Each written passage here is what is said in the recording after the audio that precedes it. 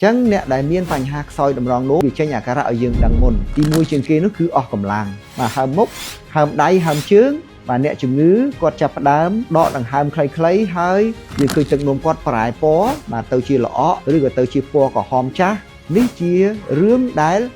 mình chẹt phạt dương thá đầm rong nôm dương nâng miến phành hạc sói rứa có vì miên chừng ngứ đầm rong nôm làm ray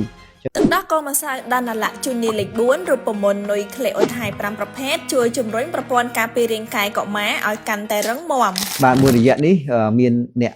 màu pì cua chùm mực sống ông pí đây còn vó tẹt tông nâng phành há chùm ngứ đầm rong nôm và đại quạt miền ròm tha lưu xô kỳ liêng chiêm kỳ ấy nâng quạt miền đây bà ròm tràn chẳng bọn phôn dưỡng ai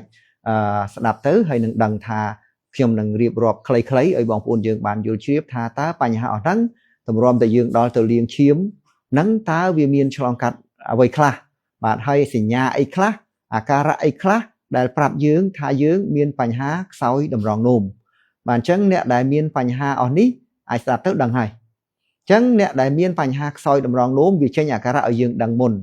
បាទទី1ជាងគេនោះគឺអស់កម្លាំងយើងអស់កម្លាំងមិនដឹងមូលហេតុបាទហើយអស់កម្លាំងហើយយើងចាប់ផ្ដើមមានភាពស្លេកស្លាំងកើតឡើងបាទអញ្ចឹងកាលណាយើងអស់កម្លាំងមិនដឹងមូលហេតុមានភាពស្លេកស្លាំងកើតឡើងនោះជាសញ្ញាមួយប្រាប់ថាយើងអាចពាក់ព័ន្ធជាមួយនឹងជំងឺតម្រងនោមរបស់យើងមូលហេតុដែលអស់កម្លាំងហើយស្លេកស្លាំងដោយសារតែតម្រងនោមយើងមិនបានបំពេញកាតព្វកិច្ចរបស់វាច្រោះគ្រាប់ឈាមស្អុយឬក៏ខូចឬក៏សារជាតិចិញ្ចឹមមួយចំនួនដែលយើងប្រើហើយចេញតាមទឹកនោមយើងអស់បាទអញ្ចឹងនៅពេលដែលគ្រាប់ឈាមខូចសារជាតិចិញ្ចឹមដែលយើងប្រើហើយវាអត់ចេញតាមទឹកនោមយើងអស់វាសល់ក្នុងឈាមយើងវាធ្វើឲ្យបរិមាណទឹកក្នុងឈាមយើងច្រើនឡើងច្រើនហើយគ្រាប់ឈាមដែលនៅក្នុងខ្លួនយើងវាចាប់ផ្ដើមខូចល្អបន្តទៀតអញ្ចឹងវាធ្វើឲ្យយើងចាប់ផ្ដើមអស់កម្លាំងបាទអស់កម្លាំងហើយស្លេកស្លាំងកើតឡើងបាទអញ្ចឹងគ្រាប់ឈាមដែលផលិតថ្មីអត់នៅទេពីព្រោះក្នុងឈាមយើងវាពុលវាធ្វើឲ្យគ្រាប់ឈាមរលួយខូចកាន់តែច្រើនអញ្ចឹងយើងបាត់បង់គ្រាប់ឈាមក្រហមធ្វើយើងអស់កម្លាំងដកដង្ហើមខ្លីៗថប់ដង្ហើមអីជាដើមនេះជាអាការៈទី1ទី2យើងអាចមើលទៅលើខ្លួនយើងឬអ្នកជំងឺដែលនៅជាមួយយើងនឹងឃើញមុខរបស់គាត់ហើមបាទមុខគាត់ហើមកាលណាទឹកនោមគាត់អត់ចេញខ្លួនគាត់ចាល់ទឹកគឺវាហើមបាទហើមមុខហើមដៃហើមជើងហើយវាអាចធ្វើឲ្យគាត់លេះឡាស់បាទ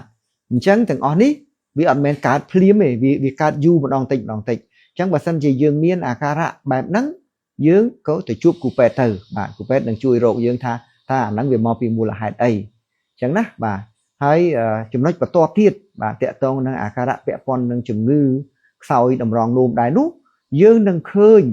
បាទអ្នកជំងឺគាត់ចាប់ផ្ដើមដកដង្ហើមខ្លីៗហើយគាត់ធ្វើឲ្យអត់កើតទេបាទគាត់ដើរបន្តិចគាត់ហត់បាទគាត់ធ្វើចលនាតិចគាត់ហត់ហើយទឹកនោមរបស់គាត់គឺប្រែប្រួលអាចទឹកនោមអត់មានឬក៏ទឹកនោមរបស់គាត់ពេលដែលគាត់ទៅពេទ្យគ្រូពេទ្យយកទៅពិនិត្យយើងឃើញទឹកនោមគាត់ប្រែពណ៌បាទទៅជាល្អក់ឬក៏ទៅជាពណ៌ក្រហមចាស់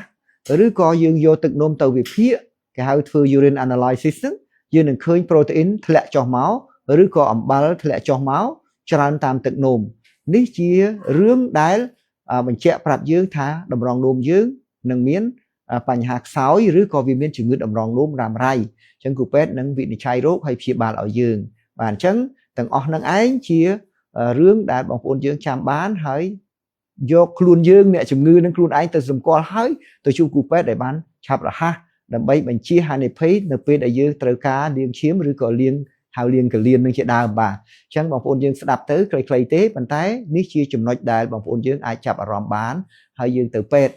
ពូកែយ៉ាងណាក៏ដោយបើសិនជាខ្លួនយើងអ្នកជំងឺនេះមិនខ្វល់ពីខ្លួនឯងអត់ទៅជួបពេទ្យព្យាបាលជំងឺមិនជាទេបាទគ្រូពេទ្យអត់បានអ្នកជំងឺនឹងទៅឲ្យគាត់ព្យាបាលអញ្ចឹងជំងឺអត់ជាធ្វើឲ្យអ្នកជំងឺគ្រោះថ្នាក់បានអញ្ចឹងសូមឲ្យយើងសហការគ្នាជាមួយគ្រូពេទ្យដែលបានល្អ